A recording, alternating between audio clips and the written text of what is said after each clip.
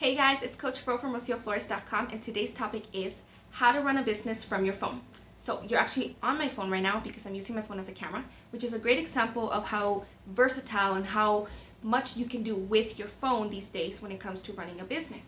Now, I think this is a really important topic because so many businesses and so many business opportunities are marketing themselves as something that you could just do from home, from your phone, from anywhere. And so, what does it actually take to run a business from your phone, and how do you actually do it? So in this video, I'm not going to go over any specific business steps that you have to take, because obviously, your business might be completely different than what I'm doing or what another person's doing, and your phone's going to be completely different from one person or another. So instead, I want to give you guys some of the framework of how to think about this issue so that you can make a decision as to, is this something that I can do? Is this something that I want to do? And if I do it, what am I going to have to come up with, and what am I going to have to go through? Before I get started, I want to make sure that I ask you guys to subscribe to my monthly newsletter. I only send it out once a month, and I just post all the things that I shared throughout the month on my website. I also go over a little bit about what's going on in my life and what I'm learning and how that can translate to your own personal journey. So make sure that you get on there, okay? I'll put the link in the comments below. So, obviously phones are actually really cool, and with today's technology, you got to be amazed at just how much is possible, because there was a day when, you used to have the phone on the wall. Like, if you had a business that you had to take calls, you had to be there. Like, you couldn't even walk away. Like, you needed to take a number, and you're like, give me a second, I have to put the phone down, I have to go find a pen. Like, it was crazy to think that today, you can literally do anything from your phone. It's like having a mini computer. Now, even computers these days have some limitations, because either they're kind of hard to take everywhere, or you have to plug them in, or you still have to be at your computer. So the fact that you can do a lot of stuff on your phone is really, really cool. So what are some of the things that are still kind of in the way, or things that you have to consider when using your phone versus being at a desk with a computer, or having a real landline, or just in general having any kind of business where you're not using your cell phone as part of the business?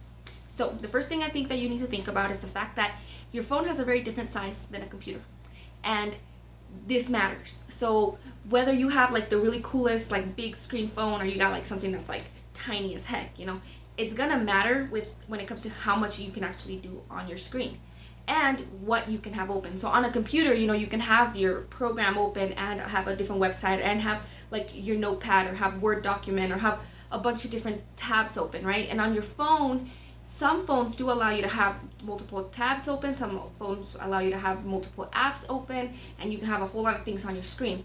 But it's not the same as being able to have everything here at once, right? And so what does that mean? It means you have to think about how that's going to affect what you're actually doing in the moment. Because if you, let's say you have to, send somebody a phone number, and so if you now have to go from one app to another app, and when you come back, this app reloads, and now you have to find that conversation again, or you have to find that place that you were going to leave that information.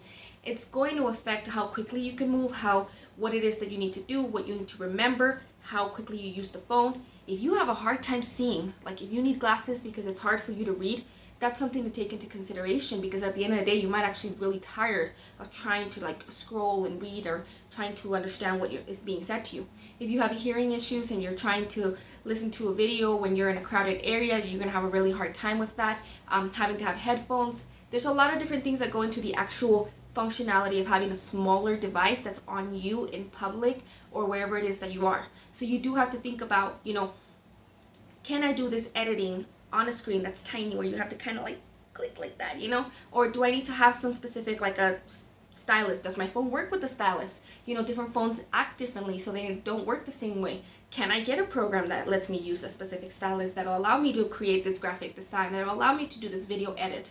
So you have to think about the fact that if you don't have a nice big screen, whatever you're doing is this little, right? And if it's this tiny, will you be able to do it with efficiency, with consistency, and where you're not going to hate it and want to give up within a week? So very simple, but very often overlooked issue, because when you're going to go then decide what phone you're going to use, or you're needing to get a new phone in general, maybe a smaller phone is more convenient when it comes to using it and being out and about, and not having to worry about what does it fit in my pockets. But a bigger phone might give you a whole lot more functionality, and it might be a lot easier for you to actually be able to do what you need to do. So keep that in mind. Second thing, I think it's really important for you to start to create systems. So obviously, depending on your business, depending on what you work with, depending on so many things. What you actually need to do is completely different. But the idea of creating a system to help you do it better or to do it easier is the same. So think of what you need to do, how it gets done, what those specific steps that are required of you, what are the steps that are not required but you're having to take because you're struggling, and then doing it, right? And so if part of your process is to edit a video, right, is there a specific app that you should be taking the video with rather than using your phone camera? Or should you be using your phone camera and uploading it to a specific system, and then from there you download, and then you have to cut and edit and all these things? You know, there's so many little steps that go into the work that you do. And if you're doing this and you're struggling, you need to find things that help cut out steps that help you create like a system, like, you know, step 1, step 2, step 3, so that you're able to just kind of streamline the process to make it a little easier for yourself.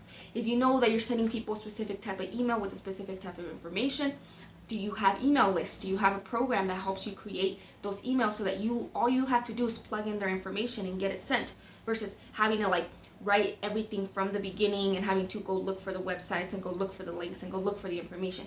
Do you have the stuff that you use often downloaded onto your phone? Do you have notes and lists and, you know, some of the things that I think are important to, for example, lists. If you know that there are certain things that you need to get done or certain things that you have to remember, have lists on your phone.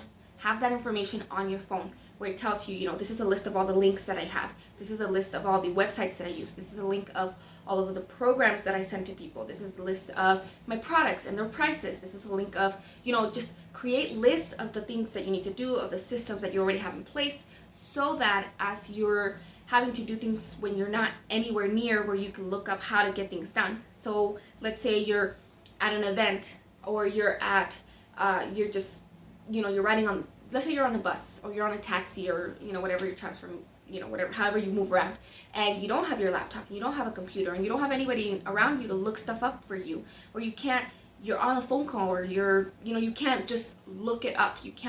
You already have that information easily in place so that you don't have to be trying to figure it out in the moment. It's just there. You can also have pre-written messages, pre-written scripts. I hook up my messages on my phone to my computer so that wherever I am, whether I'm on my computer, on my desk, or wherever my phone is at the moment, I have the information at both places, so I can copy and paste if I need to, right? Is your phone going to help you?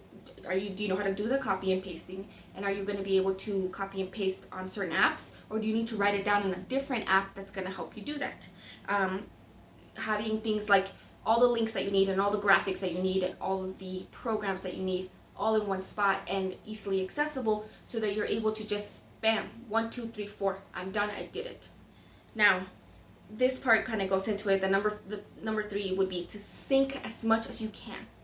Now, I know there's a lot of things with like syncing. You don't want to sync just anything and everything if you don't feel comfortable doing that, especially if you use your phone for home life and you use your phone for business. But sync as much as you're comfortable with. So like your email, your contacts, your, like I said, I sync my messages on my phone to my messages on my computer. It's just a web app that's really simple to use. I sync Google Docs and things like that. I sync my notepad so that all my notes are accessible on my computer and on my phone. I have my calendar synced up, all of my calendars, because I have like 5 of them, so I have to have them all in one place.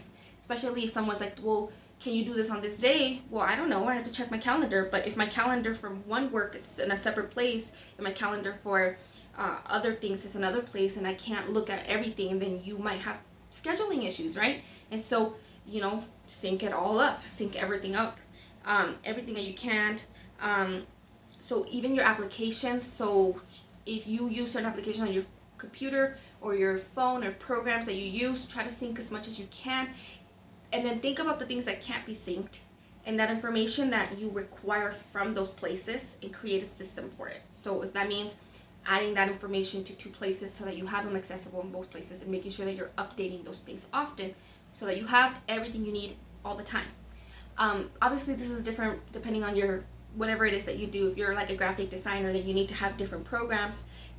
Can you access them through your phone? If you can't access them through your phone, do you have a system set up so that you have information, or you have, you know, let's say you have like an idea Do you have a sketch pad? Do you have things that you can easily access on your phone so that when you're on a computer or a system that you actually use to create, you're able to access that information that you got earlier in the day? Same goes with you are running, you're a salesperson. Are you able to process a sale through your phone? Or are you gonna then have to send somebody a link so that they process it through their computer, etc.? So understand how your entire program works and how your system works, what you need to do, and then try to create as many systems that allow you to do everything from your phone to your computer, or from, if you're more of a brick and mortar, from your phone to your employees, to your services, etc. And then next would be this goes more into like what you do versus your phone, okay?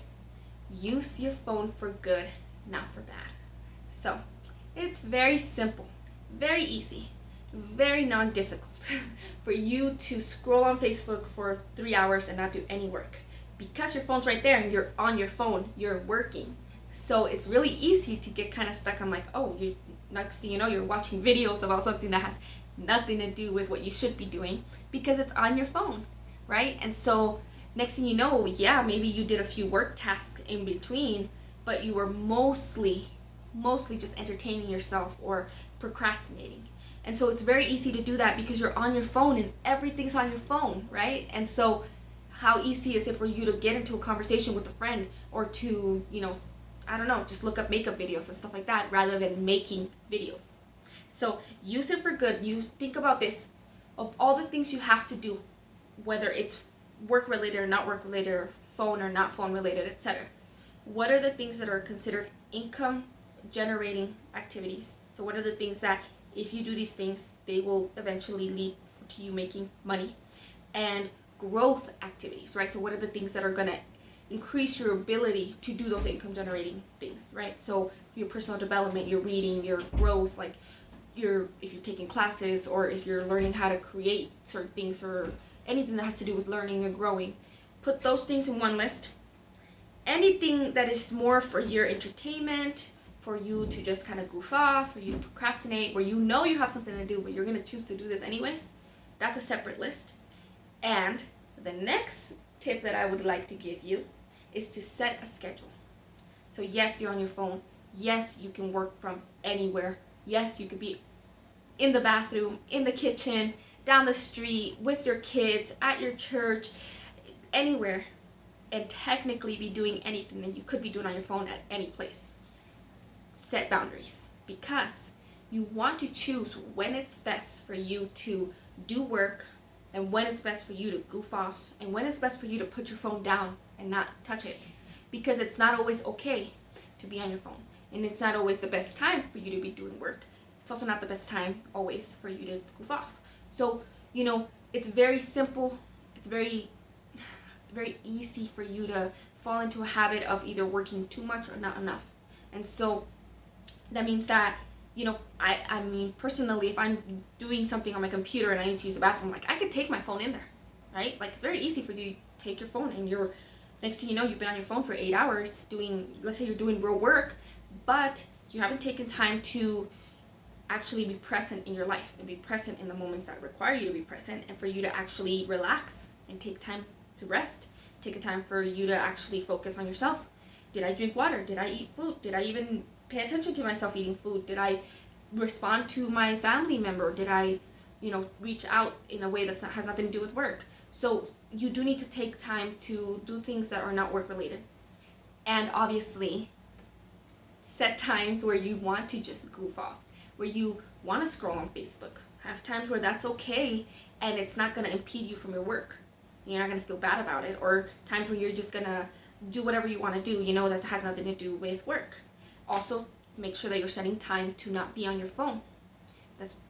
It's not always the time to be on your phone, even if you could be doing something on your phone, on either end of the list, right? Sometimes you got to put your phone down and realize that you need to be in the moment and present in whatever's going on in your life.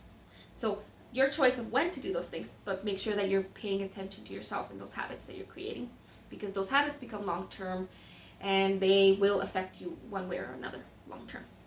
And then the next thing I would say is upgrade the tools that you need when necessary. So not all phones can do all things, and not all phones are equipped to do all things, and so you really have to think about when it's time to upgrade, to make sure that you put the time in to figure out whether or not you need a certain product or a program or to spend money on certain things. It makes sense, and it's good to be prudent about these things and to actually put the time into recognizing what you need and what you don't need.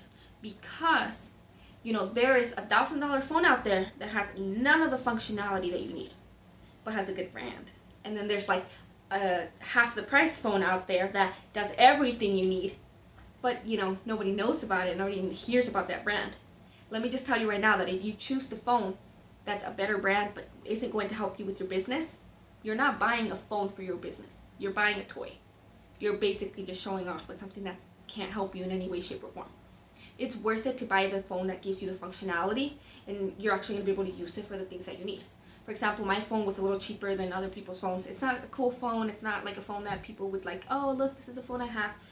But it had the best camera on the market at the moment. It had the amount of memory space that I needed. It was going to allow me to use all the programs that I needed. And it was the same brand as the phone I had before, meaning that I didn't have to spend any time trying to switch over anything or trying to figure out how to work new things. I knew the apps I needed. I used the apps I use. I used the websites I use, and I needed a phone that did what I needed it to do. That's all I care about.